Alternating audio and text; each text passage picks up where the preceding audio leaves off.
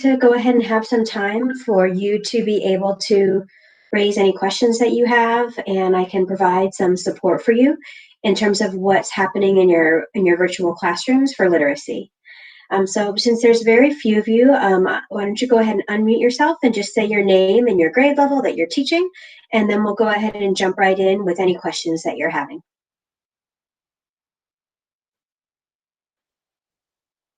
All right, so I'm Meena Chatterjee. Oh, can you hear me first of all? Yes. Okay, so I'm Meena Chatterjee. I teach first grade DLI at Coronado, and I'm just here to find out what's going to happen in this meet. I'm just basically here to listen. I don't know what questions I have at this point. I'm so overwhelmed by all the information that I'm receiving about all of these virtual meets. Plus, I'm trying to deal with being able to understand everything that's being said, et cetera, et cetera. So at this point, I just want to hear what other people are saying and the issues that other people are bringing up. Okay, I'm done.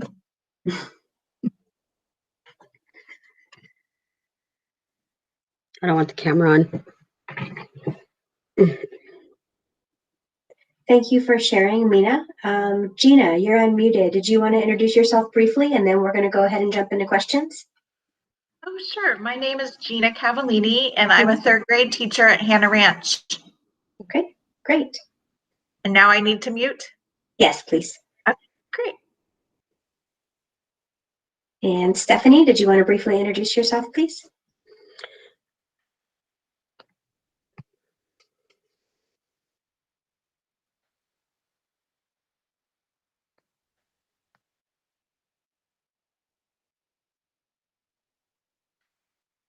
Okay, so we'll Stephanie, do you want to introduce yourself? And I'm a second grade teacher at Grant Elementary. Okay, great. All right, so we're going to go ahead, and the way that this is going to work is my name is Christy Restigno, for those of you who just joined, and I'm your elementary literacy coordinator. And my job here today in providing this space is to be able to answer any questions that you have that are coming up. And if you're in the place, as Meena had mentioned, where you don't know what questions you have yet, then I do have information that I can just start sharing. So is there anyone who wanted to unmute themselves if they had a specific question? Otherwise, I can jump in to start talking a little bit around what your literacy instruction could look like in this new distance setting. I have a question in regards to, I mean, it's also related to ELD, how I can incorporate ELD at home through computers versus in the classroom where I actually have materials that I use. Okay, so the focus of what we're talking around is literacy. So we can talk, I can definitely start to address a little bit around how you can work to incorporate what you need to for your integrated ELD through your instruction for literacy. How about we start? I'm going to present my screen. I'm going to share a little bit with you around virtual mini lessons, which are going to be a key point in your instruction that you are doing if you're supporting this in a distance learning method. And then I'll layer in a little bit around ELDs, and then we can open up some other questions. Thank you for your patience with me as I'm hosting this meeting virtually, which is something that I'm getting used to as well. So my screen will be presented in just a moment.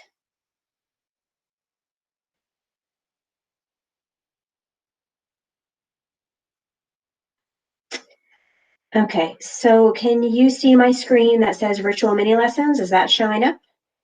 Can someone type into the chat? Perfect, okay. So similar to when you are teaching your students mini lessons in a live setting, when you have a mini lesson you're doing with your students, whether it be about reading, writing, or phonics, the length of the mini lesson, you're gonna want to keep it brief. That brevity is important for engagement. When you are teaching your mini lesson, starting out with your structure and the connection and teaching point, you want to make sure that the structure of this connection in the beginning, when you're activating their prior knowledge, you want to make sure that you tell them what materials they need to grab, a brief connection to yesterday's learning, and then going into telling a story about your reading or writing life. Before you go into the point where you're naming your teaching point of what you want to teach them about either reading, writing, or phonics, in terms of supporting for your English ELD students, anytime that you can use a visual to exemplify what the point is or show it in an actual situation, it'll be much better for those students. And that would get towards the integrated ELD that you need to do within your instruction. Similar to when you are teaching live, when you're teaching literacy lessons live, you would then go into the teach section. And in that teach section, that's when you are demonstrating either in a book that you're showing them or online or a piece of writing, voicing over what you're thinking about that reading or writing piece. And even though what we ask for you to do is to act as if you are there. Just as right now, I'm acting as if you are all in my daughter's room with me and we're talking through this. It makes it more natural and more genuine for the kids. The next piece of what you're doing in your short eight or minutes so mini lesson would be around active engagement, where the kids are actually trying something. When you're asking them to try it, this is where it's important that you keep the directions really short. And you might, for your English language learners, you'd want to voice over from sentence stems. For the having a partner piece, this is where it's going to depend a little bit on how you set up your lessons.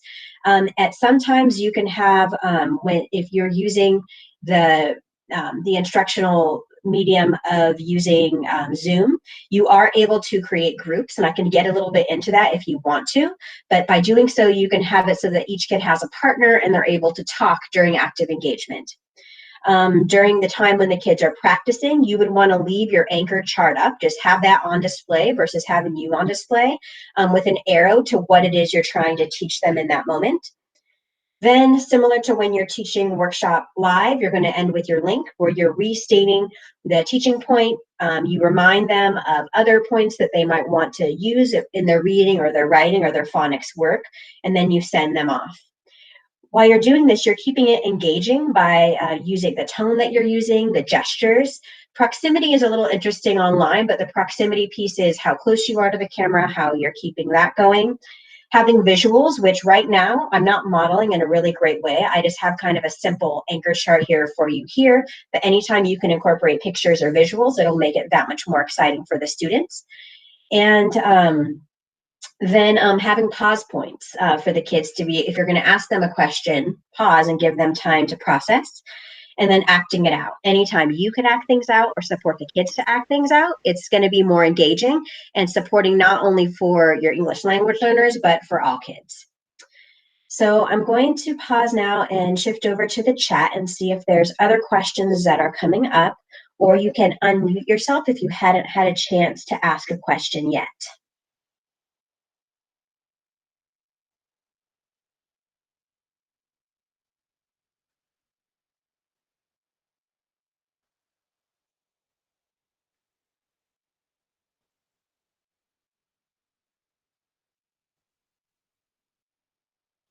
I can expand my screen, that's not a problem. But right now, I'm going to ask that if you would unmute yourself if you have a question that you wanted to share, or I can share more content. Give you another moment if anyone wants to type a question in or unmute themselves to ask a question.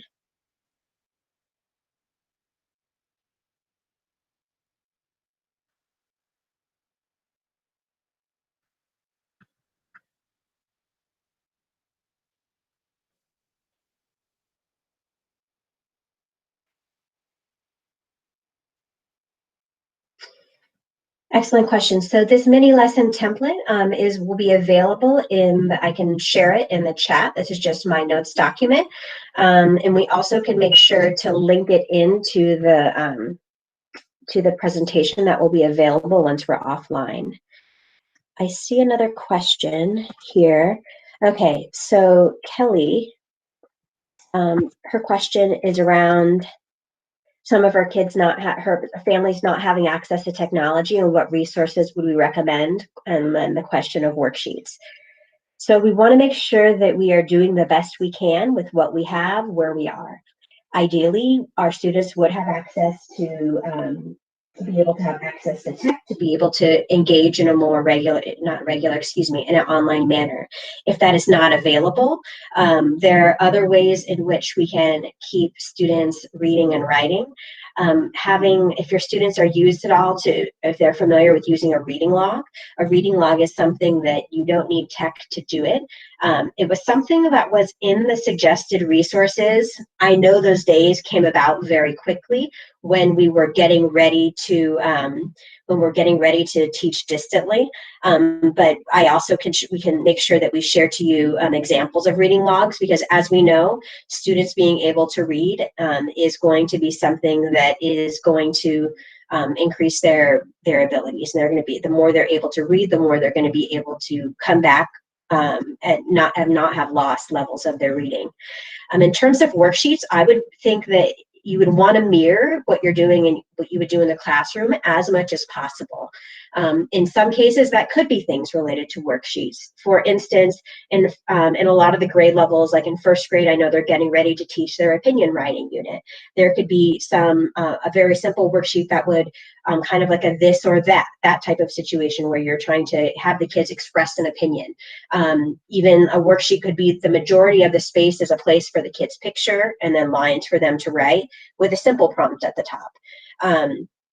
Another way in which we can support students, even if it is just through paper and pen learning, could be that one of the resources that we have them use is the writing checklist. That's even for TK and K. That can be something that's very supportive.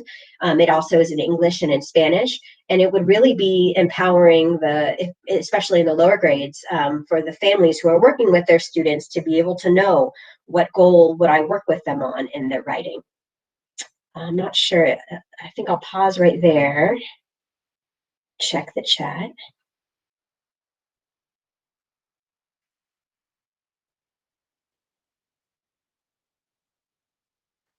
So Catalina's question is similar. If they want packages instead of online remote instruction, my suggestions would be to try to have that be mirroring what you're doing in your class as much as possible, and having them talking about what they're doing instead of filling out, worksheet after worksheet, because without the interaction, it's not going to be as much learning that's happening. I see Mina posting a comment around that I've given ELD workshops, so I have resources, absolutely. And that could be something where we could, Mina, the session that I did with you around making sure that your workshop has the appropriate scaffolds for English language learners is absolutely something that can be done online. And it's giving me good feedback that this could be a future online session that I offer. Dwayne, yes, I was speaking of the writing checklists that are in units of study.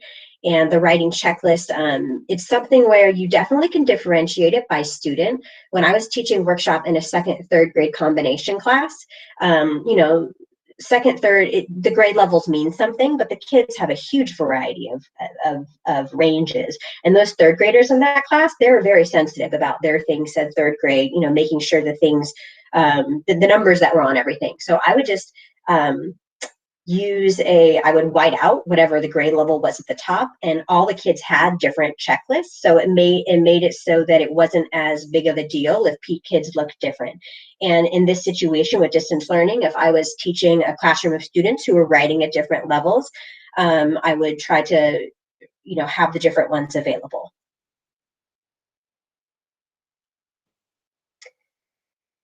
I'm gonna look and see. I'm going to pivot a little bit to another piece here, to access to digital books. And I'm going to ask Allison, who's also moderating this session. She was going to share a little bit more about that, around utilizing ebooks and audiobooks. This is in no way me making the assumption that all of our students have access to tech. However, it's a missed opportunity to not, at least as the educator supporting the kids, to make sure that we are supporting kids who do have that access to have maximum engagement with it. Thanks, Christy. My name's Allison, for folks who don't know me, which I don't think I've met most of you, and I'm the district librarian, and I do a lot of support with ebooks and audiobooks, along with my colleague Darcy, and we've been looking at ebooks and audiobooks specifically in units of study. So this is obviously really different than working in the classroom, but I guess what I wanted to offer is I can either show you some resources for how kids can read books at home, or if you have specific questions about things like Sora, Destiny Discover, Epic Books, or other online reading resources, I can answer your questions. I just worry about like launching into something that's not actually useful to people. So if you have questions, I guess type them into the chat box, or I can show you a couple things if that's your preference. But I would want to know what people want. I don't want to just do something.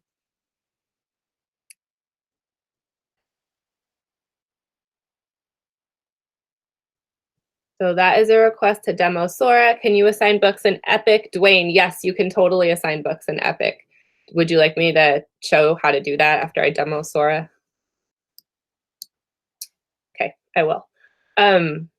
I am hopefully signed into Clever in this browser. Let's see.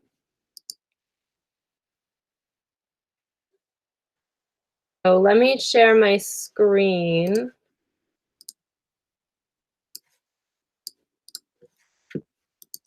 All right. I wasn't as prepared as I should be. Okay. So here are you guys. And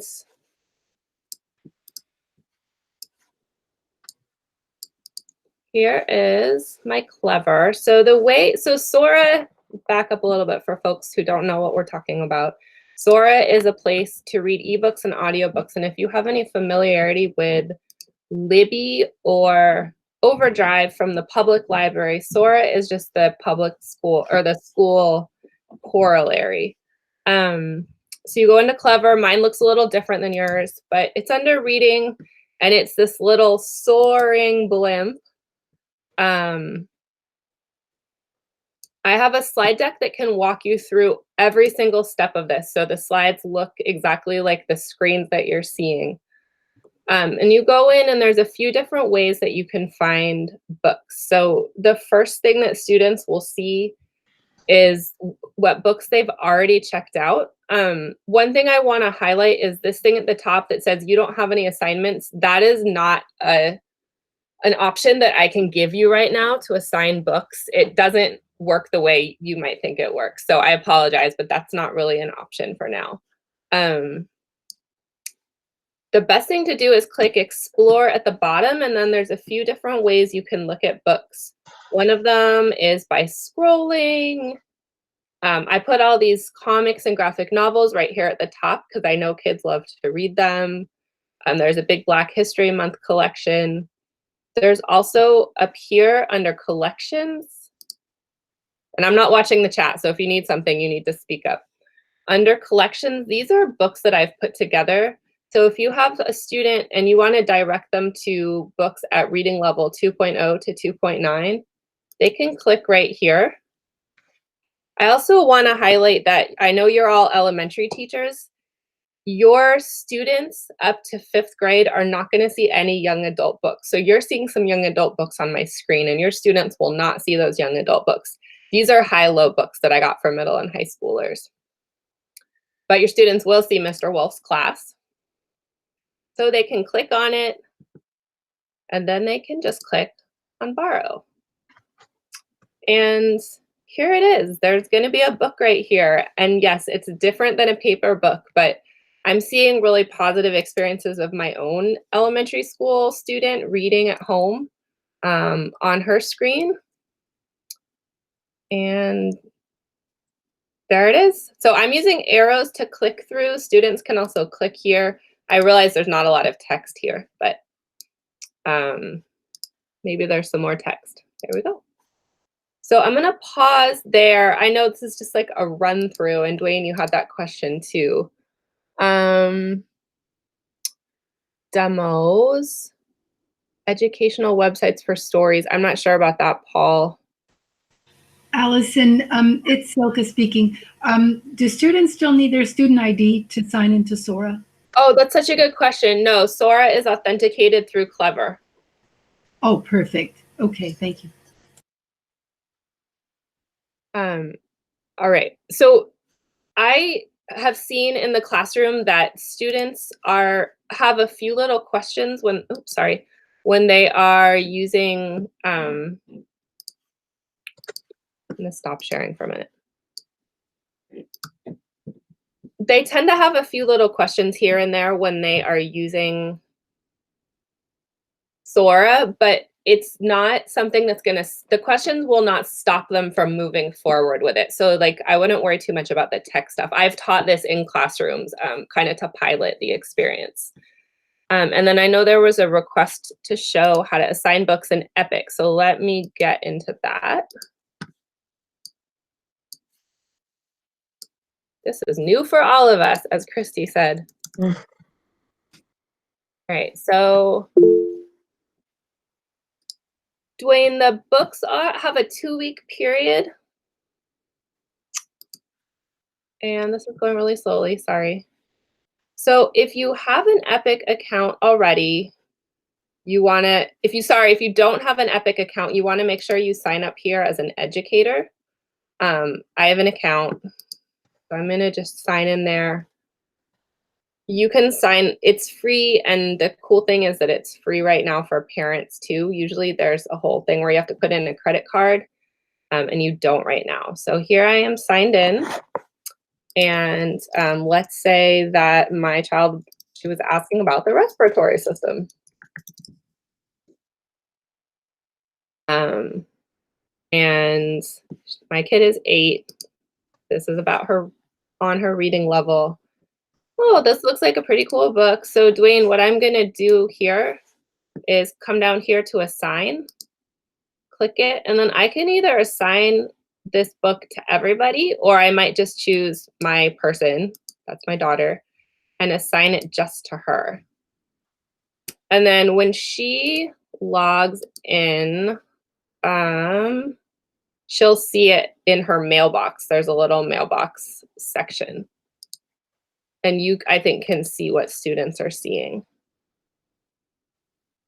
Kelly, leveled books for TK-6. Which library platform should I use, Epic or Sora?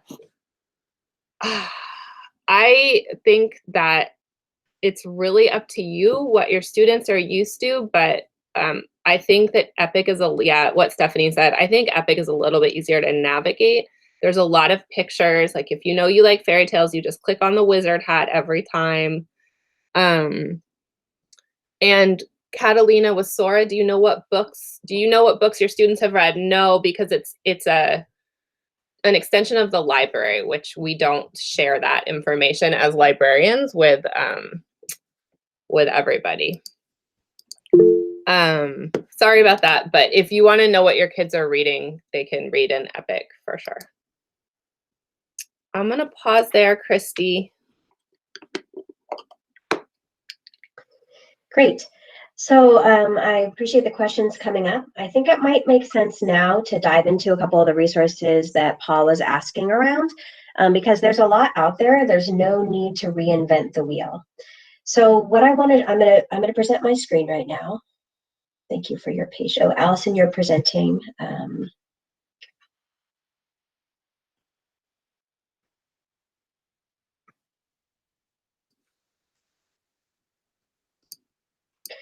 Okay, so in the document I shared to you that a couple you've already gone, there's just a few different resources. We're not going to go through all of these, but I thought it might be helpful for us to have a grounding place.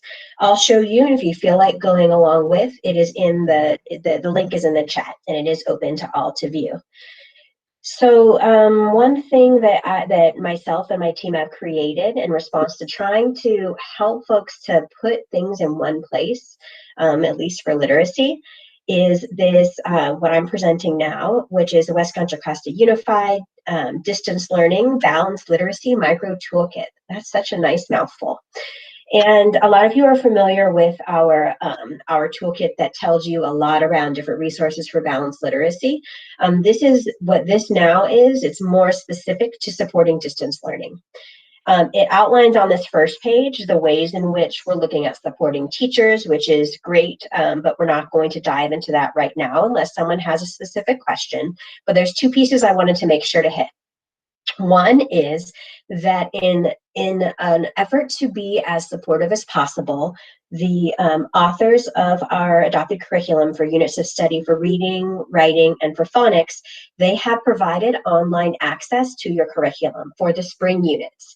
So what this part here, where it goes from 1A down to 1B, it talks about 2 different ways that you can access the units of study that you could be teaching remotely with your students. So I want to make sure that you all had access to this piece. What it has is an access, so for TK and K, for reading, they have the unit of becoming avid readers. That's a link to the book itself, what you would see in the book. Underneath this, some of you might be familiar with the units of study roadmaps. They're a locally created tool that can help to lessen some of the planning time for when you're teaching your unit of study by having a distillation of the teaching point and all of the online resources that you would need to teach a session.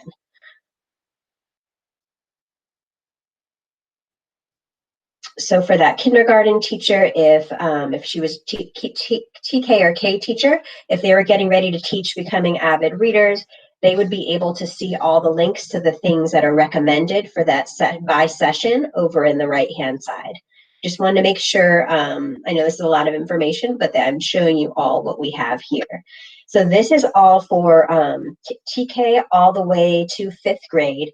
Sometimes the links are wonky, which is just life. And if for some reason accessing the resources is not working really well for you by clicking on the link here, I think sometimes the way that Heinemann put it up, it's a little bit harder to do. You also can access these through the Heinemann website. And the process for doing that is all right here. So if you just want to download your own unit, your own version of your unit, like for 6th grade, you want to teach, you're going to teach the social issues book club unit, but when you click on that link, more than one person might be clicking on it at a time, and it's kind of a weird application. You can just go get to it through here. I'm going to briefly check the chat and see if there's questions about this before I show you some of those links to online read alouds that you all had been asking about.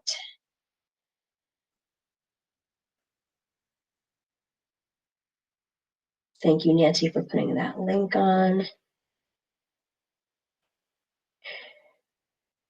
So the link is Mina, the one that I was looking at. It's in the office hours document. It's right here where I've highlighted. It's called a micro toolkit, and it looks like a couple people are going to put it into the chat. As that's getting, I'm going to go forward a little and talk about some of the resources that you might want to use. Right now, we'll focus on some of the resources that can be helpful for read alouds. So these ones that are here, point 3, these read alouds by favorite authors, these are authors of some of our books that are referenced in units of study for different interactive read alouds when you're doing your reading and writing workshop. And so these are the authors themselves reading some of these books. In addition, in the chat, I had posted around Storyline Online, which is another resource that is really great. It's not the authors themselves reading the books, but it's actors, and they do it in a very interactive way.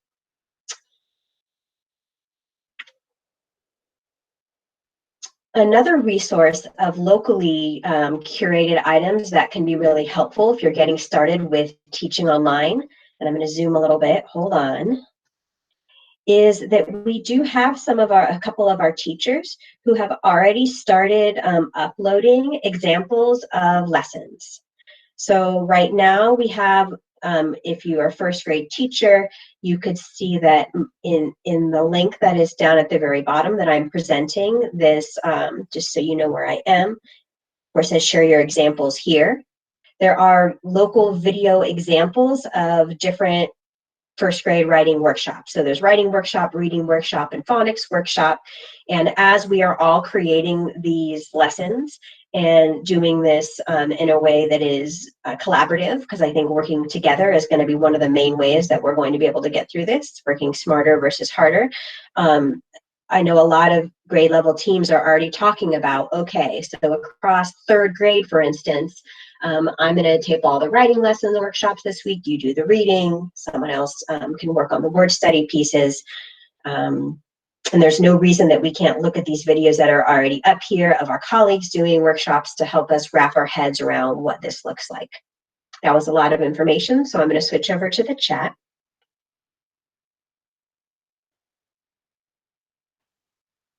Okay. Okay. One piece is, if I'm keeping my eye on the chat. Looks like there's no additional questions right now. I'm curious if you would be interested, and you can just type your input into the chat box, in seeing a video that really helps teachers break down the decision of if they're going to teach like flipped teaching and tape a lesson, or if they're going to do it so it is synchronous and expecting the kids to all log in at the same time. It's about 10 minutes, and the video, and it's a staff over from Teachers College breaking down some of those pieces. So just right now you can chat, and if we have some people are interested, we can show that video. Sounds like Stephanie is yes. Anyone else? Okay. For your future reference, this will be, these are what I'm sharing with you is you all have access to this now. So if you want to share it with colleagues, I'm just kind of showing you some of the highlights. So what I'm going to show you now is Sonia Cherry Paul's tips for maintaining, oh, I'm sorry, excuse me. I apologize. It is called Flip Learning by Sonia Cherry Paul. Please be patient with me while I try to get the video up and going.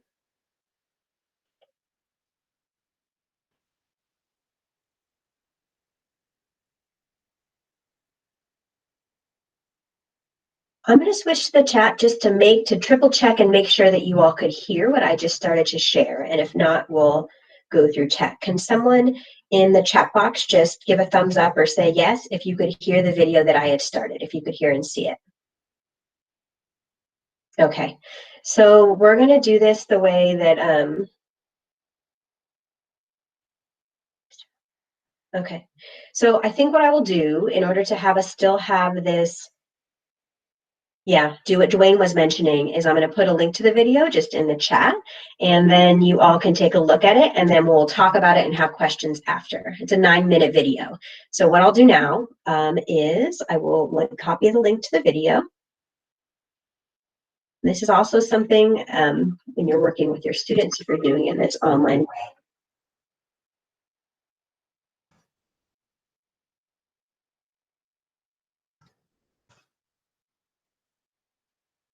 So please do make sure you're on mute, and then you can click on either through right here, where if you're following along in this document with me, you can click on it this way.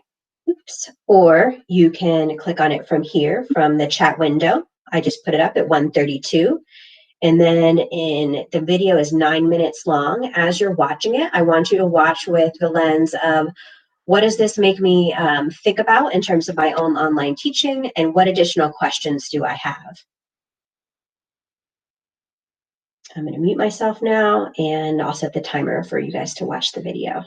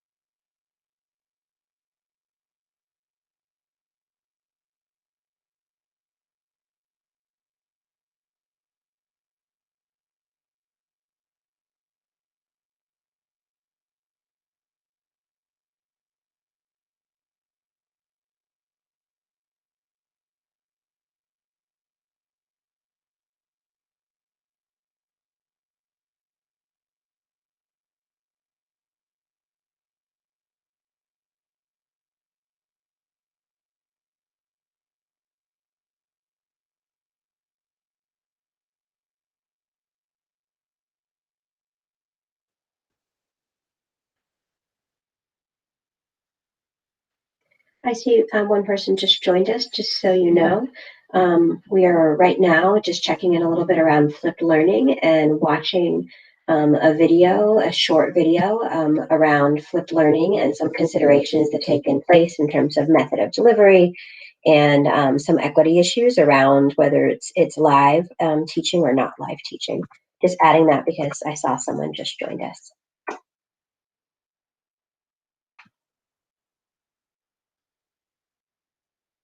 In about 3 more minutes, we'll come back together for comments, questions, checking in, or more questions. And then some folks may just need to watch the video at another time if they just came in.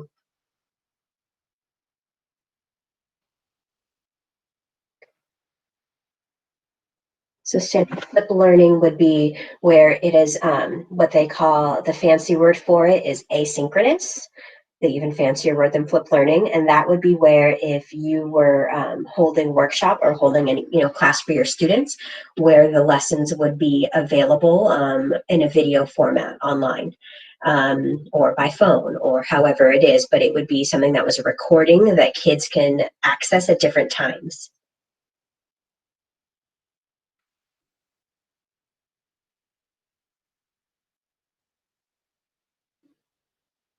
Oh, I see. Now you're saying you are familiar with flip learning. That's good to know. This gives you some of the considerations specific to workshop, which is why we included it in. It's not just a generic flip video around flip learning, but it's more around what you want to consider within your workshop teaching.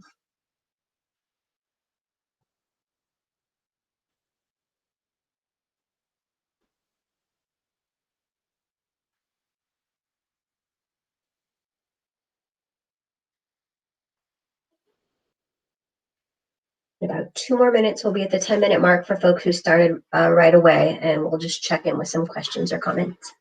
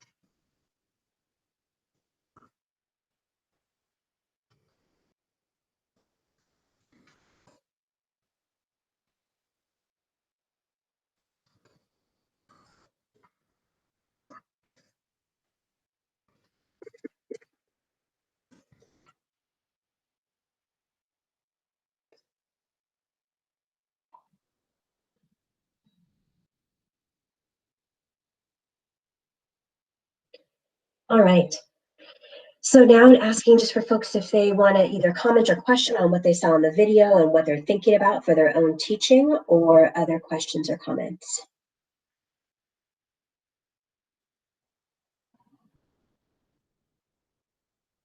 I see Paul's comment around direct writing instruction can occur all the time. Absolutely. And it's one of those things where you don't need a lot of materials for it. You need some kind of mentor text that you're either pointing to a book or holding up for the kids or making along with them. And then the kids need time to independently write and get feedback.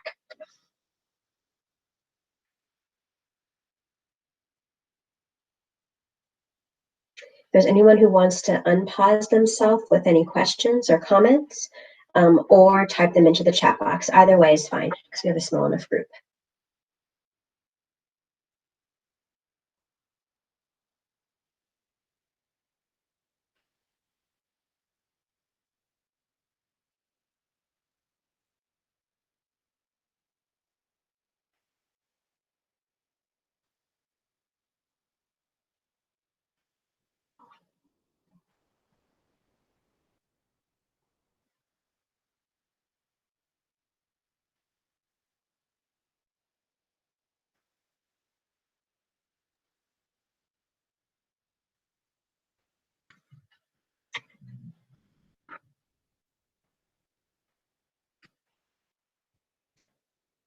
Okay, I'll pose a question to you all. Is there anyone who would be willing to share what they're thinking about in terms of either doing flipped teaching asynchronous or live teaching synchronous with their workshop teaching?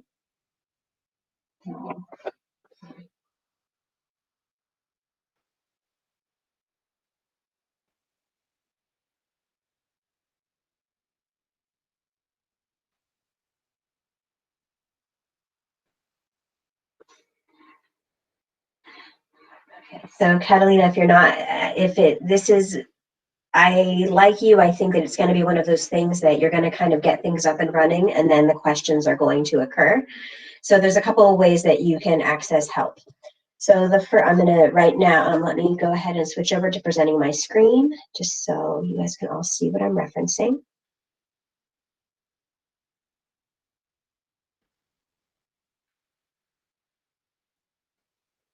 Now perhaps is a good time to talk about where you can go if you're starting to have some questions or things that are coming up for you.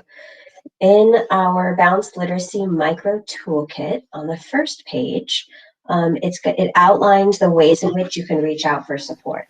You all, my name is Christy Restigno, and you all could reach out to me directly. That's absolutely available.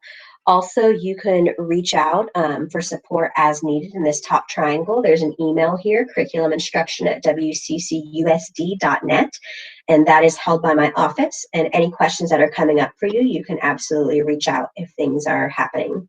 Something else before we, I think someone else may have a question because they unpaused themselves. Just so you know that, there are going to be multiple locally held professional development sessions occurring for all of you, and it's not going to be in the way in which this office hour was set up, where it's a little bit of content but mostly just asking for questions, where there's going to be direct instruction in terms of how to do workshop online with your students and helping you navigate some of those spaces. We have 6 of our literacy lead teachers who, as we speak, are at a 3-day virtual conference exactly on this piece, how to run workshop given distance learning. Also, we will be continuing to have office hours that are weekly and held to be able to give you some of this support. I'm going to switch over to the chat in case there's questions. I think I heard someone unmute themselves. And thanks, Allison, for also entering in the e-learning site. And yes, Mina, if you don't yet have my email, I'll put it into the chat box. I'm always happy to hear from you. I do a pretty quick response time.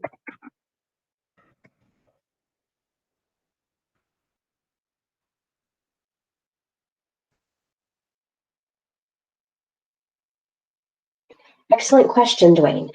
So these documents are available to you a couple of ways. The first way is through Clever. I'm not sure if you're familiar with that, but in Clever, let me just go ahead and go to it, and I can show you.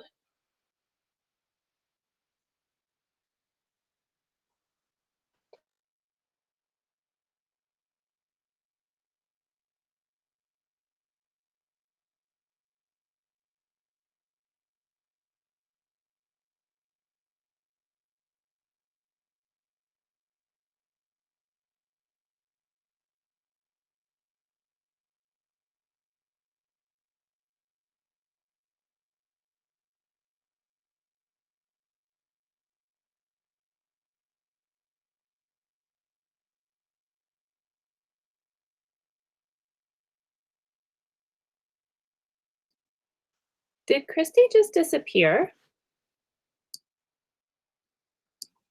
It seems she did. Oh no. I will see, let's see here. You know what? I can go ahead and show you where that stuff is in Clever, and she'll probably text or message me. But I'll go ahead and show you if I can get into Clever.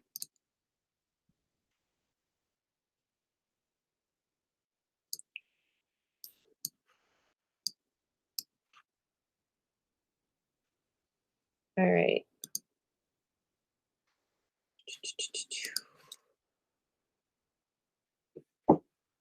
So here at the top, Francie has put a bunch of resources, the WCCUSD help resources. And the second section here, are folks seeing my screen? Can someone unmute themselves and just say yes? Okay, thanks, Mina. In this second section here, these are all the things that we've been putting together recently. So e-learning K-6, the PD schedule, which is probably how you got here. And then I believe this tree here, elementary literacy TK-6, is this document. So that is the place to find it right now. And then I'm in the process of also putting it up on the e-learning website. And I think that's what Christy was going to show you. I apologize. I accidentally hung up on you all. My bad. Christy, since you hopped out for a minute, no worries. I went ahead and showed them on Clever where the document is, the triangle. I know. Perfect. When I tried to go to it, that was when I think I accidentally cut you guys off. I apologize. And then I am going to put it up on the e-learning website for you this afternoon. Okay, I know that email just went out. So it will soon be on the e-learning website. And Mina, yeah, different graphics, different icons, different staff people are working on the different websites and Clever. So some of what you're seeing is people's aesthetic choices and then also just the ability to use different graphics. But I'll mention that to my colleagues that we might want to think about trying to align the graphics. I will be honest and just tell you that that's probably going to be in a month, not right now.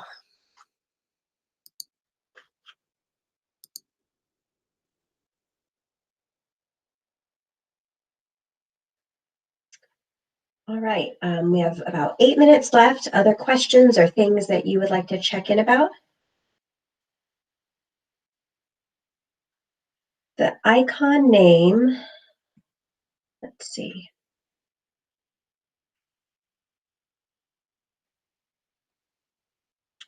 Is elementary literacy TK through 6. It's under teacher resources.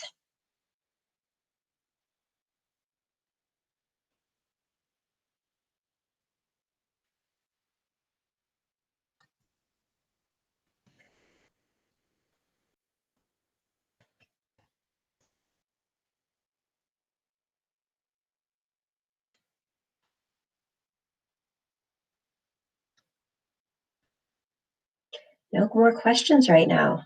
I think that like Mina and a couple others were saying more questions are going to come as you get into this.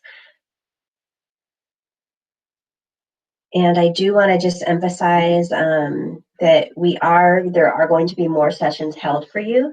And these will all be publicized to you through UTR and also through your literacy lead teachers who are going to be able to support you with some of these professional developments themselves or co-facilitate where I would be able to hold the sessions with them at not at your school site, sorry, virtually.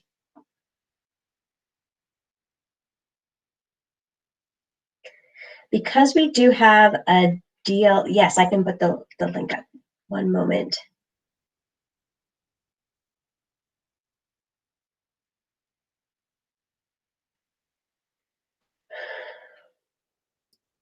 Christy, I can do it if you want to keep talking. Okay. Oh, you got it. Thanks, Allison. I think I just got it. Okay. So within the link that I just put in here, just wanted to share a couple of other things that we had put together. We talked a little bit about access to the curriculum. We dove into one of the roadmaps, which is kind of a guide to navigating your unit of study. I showed you a couple places where some of your colleagues are already uploading some examples of flipped mini lessons and synchronous mini lessons that they are doing. And the other piece I wanted to share with you is some upcoming professional developments that are available through Zoom. Forgive me as I zoom through. Let me make sure I'm presenting.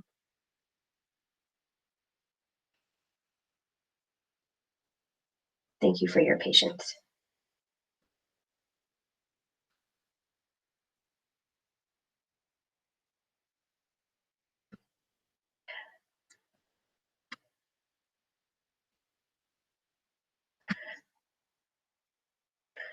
So if you were looking for more around professional developments for this, if you look at the bottom of page 6, it's where they start. We call them micro workshops. Some of these things that are here are sessions that are from Teachers College staff developers, and some are from literacy lead teachers at your own schools. So this first one is around support for families by Mary Aaronworth, supporting some of our youngest readers.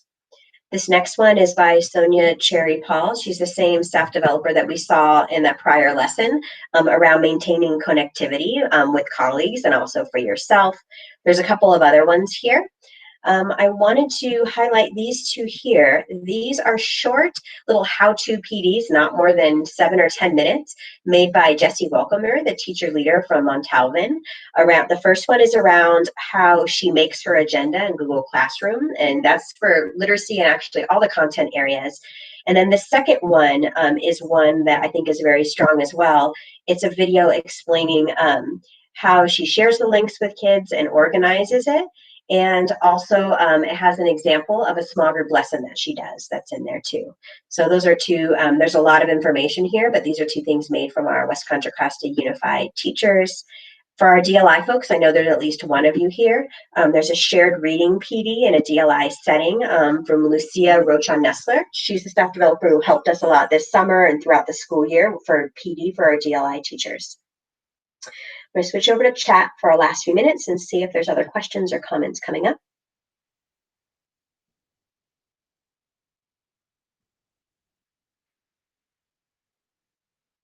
So at Robert, thank you for letting us know. I can pass that feedback along. I'm hopeful the link that I shared with you, the distance learning toolkit, was able to be shared and that worked, but we can take that feedback up. Great. Any other questions or comments in closing?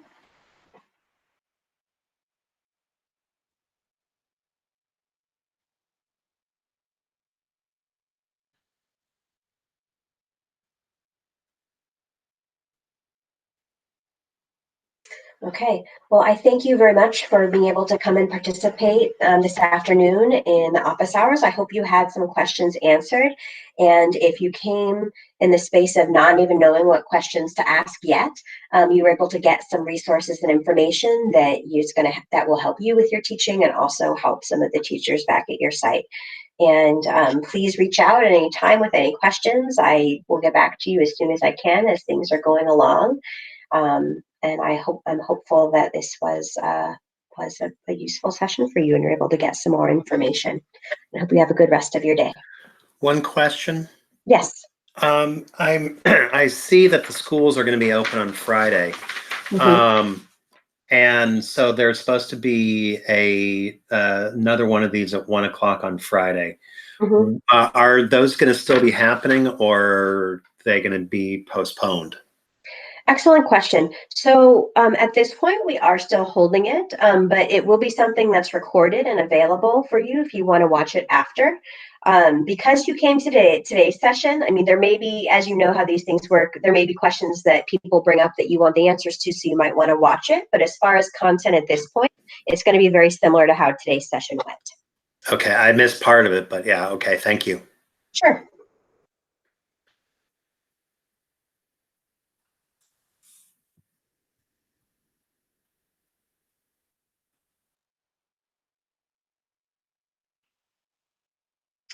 As a follow-up to this, because I know it's about 2 o'clock, I'm gonna end us in just a moment. In the bottom of this document, I'm gonna put a link into a document that Teachers College put together around what to grab. So if you're looking at setting up if you're gonna go to your school and pick up some things, the things that they recommend most you bring to help with distance learning. And so I will put that in here. And with that, I'm going to close us out and thank you all so much for joining this afternoon. Take care.